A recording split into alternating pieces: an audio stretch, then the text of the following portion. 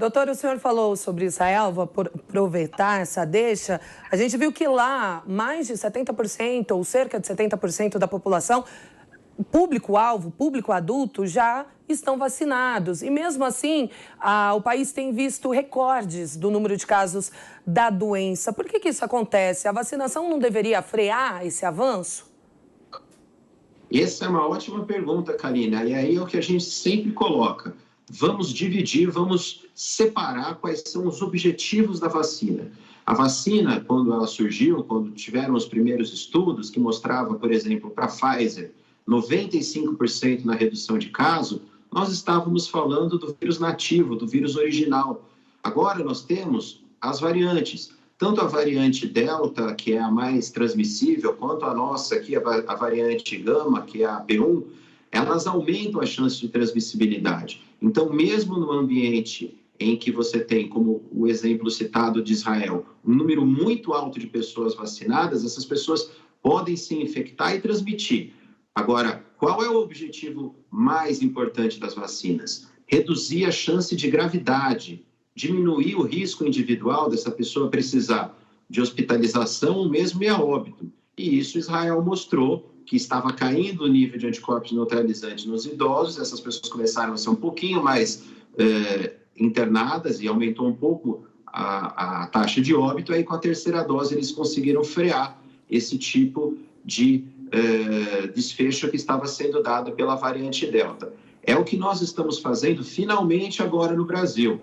Depois de um atraso imperdoável, a vacinação no Brasil está em números realmente, uma taxa bastante alta. Nós vacinamos mais do que 1 milhão de pessoas por dia. Teve um dia específico que chegou a 2 milhões. É extremamente louvável. E agora sim, o Programa Nacional de Imunização já se antecipou à disseminação da Delta. A gente sabe que Rio de Janeiro é um problema sério. Já quase 92% dos vírus isolados no Rio de Janeiro são da variante Delta. E isso vai acontecer no Brasil. Mas finalmente o Ministério da Saúde está agindo de forma correta dessa vez e já programou a terceira dose para setembro. Então agora sim nós vamos nos antecipar ao problema e é isso que a gente pede, né? Que a ciência seja ouvida para que a gente não tenha um número excessivo de óbito como aconteceu com o atraso na compra de vacinas no ano passado. Doutor Naime, a gente vai chegando ao final da nossa entrevista, mas ainda há tempo para mais uma pergunta. O senhor falou aí da variante Delta, né? Há ainda um risco, um medo, até um receio de vocês especialistas que o vírus sofra mais mutações e exista uma variante ainda mais perigosa do que a gente já passou, dos que a gente já passou, e a tendência é ele ir ali se enfraquecendo até se estabilizar.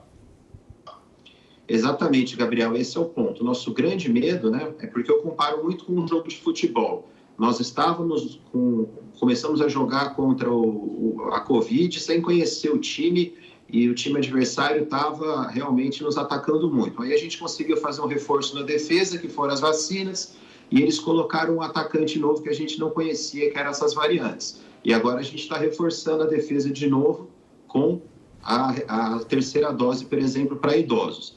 O que pode acontecer, que a gente está atento, é o surgimento de novas variantes de atenção. E isso se dá, Gabriel, esse é o ponto, em populações com baixa vacinação. Acabou de sair um reporte de uma nova variante isolada na África do Sul, onde as taxas de vacinação não chegam a 10% da população. Quanto menos a população é vacinada, o vírus circula mais rapidamente, consegue se adaptar e criar esses monstros, entre aspas, né, que são as variantes que têm mais transmissão. Por isso o recado é um só. Nós temos que intensificar, como está acontecendo no Brasil, a velocidade de vacinação e pensar, como a Karina colocou na pergunta, em vacinar países que têm baixa taxa de vacinação. Porque não adianta nada, por exemplo, o Brasil, Israel, Estados Unidos está com alta cobertura e países vizinhos, como eu citei, por exemplo, o Haiti está com baixa cobertura e daqui a pouco surge uma variante por lá que se espalha pelo mundo.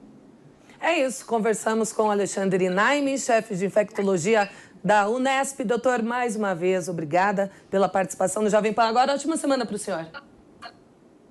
Grande prazer estar com você, Karina, Gabriel. Um grande abraço a todo mundo aí do Jovem Pan News. Obrigado, doutor.